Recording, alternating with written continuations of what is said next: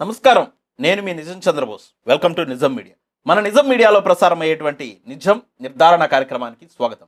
ఈరోజు నిజ నిర్ధారణలో భాగంగా చూస్తూనే బీసీల మీద ఈ వివక్ష జరుగుతోంది కూటమి ప్రభుత్వం. ఆ వివక్ష ఎక్కడ దాకా వెళ్ళిందా అంటే దాడుల వరకు, కట్టేసి కొట్టడాల వరకు, అక్కడ వరకు ఆగుతుందేమో అనుకున్నాం. కానీ దేవాలయాల దగ్గర కూడా వివక్ష చూస్తున్నటువంటి సందర్భం కళ్ళకు కట్టినట్టు కనిపిస్తుంది. ఎక్కడ ఏ విధంగా జరిగిందనేటువంటిది ఒకసారి నిజం మీడియా క్లారిటీ తోటి ఆధారాలతోటి మీకు చూపించేటువంటి ప్రయత్నం చేస్తుంది. ఒకసారి తిరుపతి జిల్లాలో అప్పలాయగుంట అనేటువంటి ఆ గ్రామంలో జరిగినటువంటి సంఘటనని మీకు నేను వినిపిస్తాను, చూడండి. పెట్టడంతో వెంకటేష్ యాదవ్ తో పాటు ఆయన కుటుంబం కన్నీరు మున్నీరవుతుంది. అప్పలాయగుంట ప్రసన్న వెంకటేశ్వర స్వామి వారికి గొల్ల కైంకర్యలు చేస్తూ అప్పలాయగుంట ప్రసన్నాంజనేయ స్వామి దేవాలయం, ఈ దేవాలయంలో ఏం జరిగింది చూడండి. బ్రహ్మోత్సవంలో కాగడా పట్టడం, తాళాలు తీయడం, మామిడి తోరణాలు కట్టడం, గొల్ల విధులను నిర్వర్తించడం 2005లో మహాసంప్రోక్షణ జరిగింది. అప్పుడు మా నాన్నకి వయసు అయిందని నన్ను పిలిపించి, అప్పుడు అధికారులు టిఎన్పి నారాయణ గారు నన్ను పిలిపించి నన్ను గొల్ల విధులకు నిర్వర్తించారు. అంటే ఇక్కడ మొదలైంది కాదు, ఇది వాళ్ళ పూర్వీకుల నుంచి వస్తుంది, అది వాళ్ళ పూర్వీకుల నుంచి జరుగుతా ఉంది. అయితే ఇప్పుడు అతన్ని తొలగించి వేశారు. ఇంకా వినండి ఏమంటున్నారు. సాగుతూ చేస్తూ వస్తున్నా. 4 ఏళ్ల క్రితం ప్రతి గుడిలో గోవు పూజ ఉండాలని చెప్పి గోవుని ఇచ్చారు. గోవుని చూసుకుంటూ గొల్ల విధులను నిర్వర్తిస్తూ చేసుకుంటూ వస్తున్నాం. ఇప్పుడు 15 రోజులుగా నిలిపేశారు. పై అధికారులు ఫోన్ చేసి ఫోన్ ద్వారా నిలిపించేశారు. నేను మా ఫ్యామిలీ రోడ్డును పడాల్సి వచ్చింది. ఏ కారణంగా నిలిపేశారో తెలియట్లేదు. ఏం చెయ్యాలి?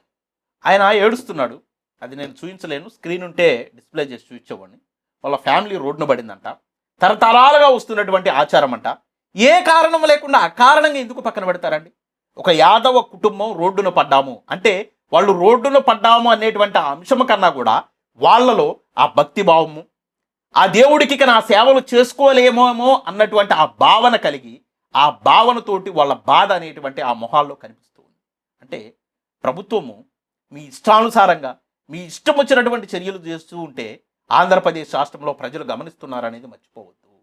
ఎందుకండి బీసీలు చేసినటువంటి పాపం ఏంటి? బీసీలు తెలుగుదేశం పార్టీకి వెన్నెమ్ము, కానీ అనేక సందర్భాల్లో మీరు చెప్పినటువంటి మాటలు మర్చిపోవద్దు.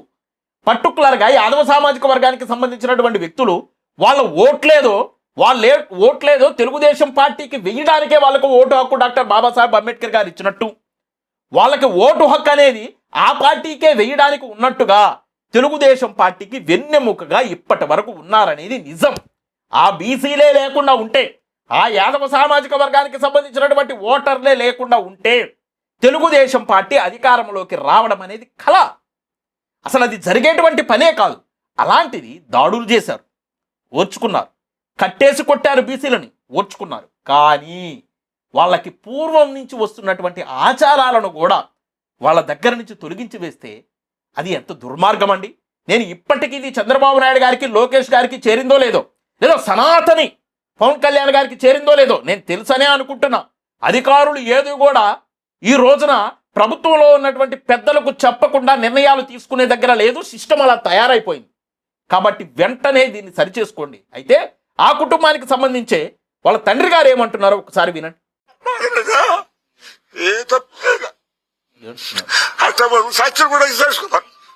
ఏదైనా మనం తప్పుగా చేసేట గుడిలో వాళ్ళు తప్పుగా మనం తప్పుగా చెప్పచ్చు. అధికారులు మీరు ఏమైనా కనుక అడుగుతారు, మాకు అవకాశం మాకు అధికారిస్తుడు వాళ్ళు న్యాయం చేసి మా ధర్మం నుంచి ఆ నారాయణ మా పైన ఇస్తే మాకు న్యాయం చేయాలి.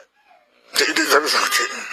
రాజకీయాలు ఆయన లిటరల్గా ఏడుస్తున్నాడు పాపం. మేమేం తప్పు చేసామంటున్నారు వాళ్ళు. ఒకటే ప్రశ్న కుటుంబ ప్రభుత్వాన్ని వాళ్ళు అడుగుతున్నా, మేము చేసిన తప్పు ఏంటి? ఈ తప్పు చేస్తే ఈ తప్పు చేశారు కాబట్టి మిమ్మల్ని తొలగిస్తున్నాం అనొచ్చు.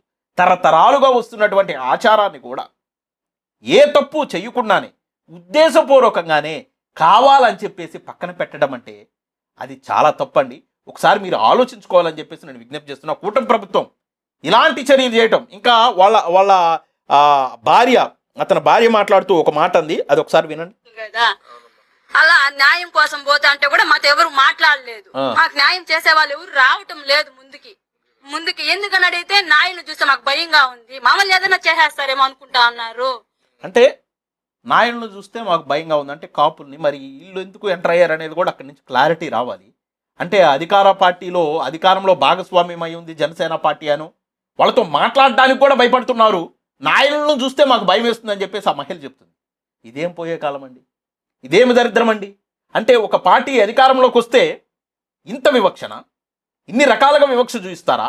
వాళ్ళకు తరతరాలుగా వస్తున్నటువంటి ఆ ఆచారాలను కూడా పక్కకి నెట్టేస్తారా? వాళ్ళ దగ్గర నుంచి అది కూడా పక్కకు జార్చేటువంటి ప్రయత్నం చేస్తారా?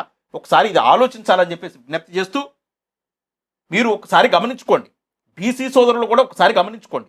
అధికారానికి దూరమైనటువంటి జాతులు ఈ రోజున ఏ విధంగా కనుమరుగైపోతున్నాయో ఒకసారి చూసుకోండి.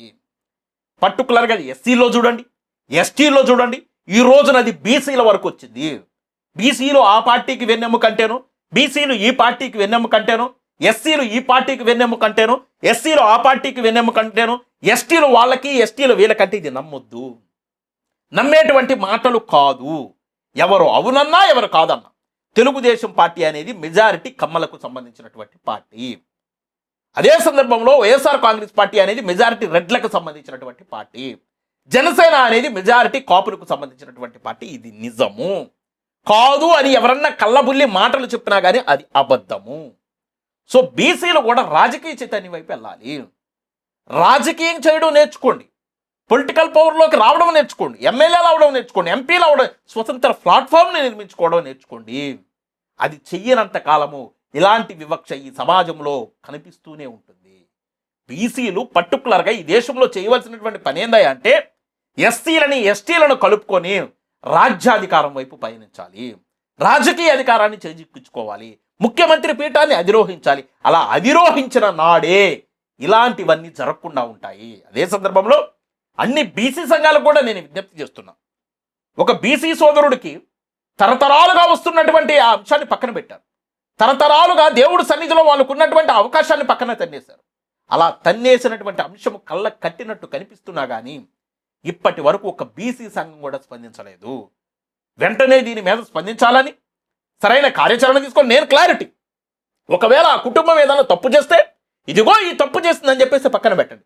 తప్పు చేయకోకుండా రాజ్యం మీద ఉందని, అధికారం మీద ఉందని మీ ఇష్టం వచ్చినటువంటి నిర్ణయాలు తీసుకొని ఇష్టానుసారంగా వాళ్ళకు రావాల్సినటువంటి హక్కులను గనక అరించివేస్తే 100% మా నిజం మీడియా ప్రతి అంశం పట్ల స్పష్టంగా కులాలకు, మతాలకు, ప్రాంతాలకు అతీతంగా ఉన్నటువంటి బాధితులు ఎవరు అయితే ఉన్నారో ఆ బాధితులకు అండగా నిలబడేటువంటి ప్రయత్నం 100% చేస్తుంది. కాబట్టి ప్రతి సందర్భంలో కూడా నిజాలను మాత్రమే మాట్లాడతాం. కాబట్టి మా వీడియోస్ కనుక మీకు నచ్చితే లైక్ చేయండి, షేర్ చేయండి, మన ఛానల్ సబ్స్క్రైబ్ చేసుకోండి.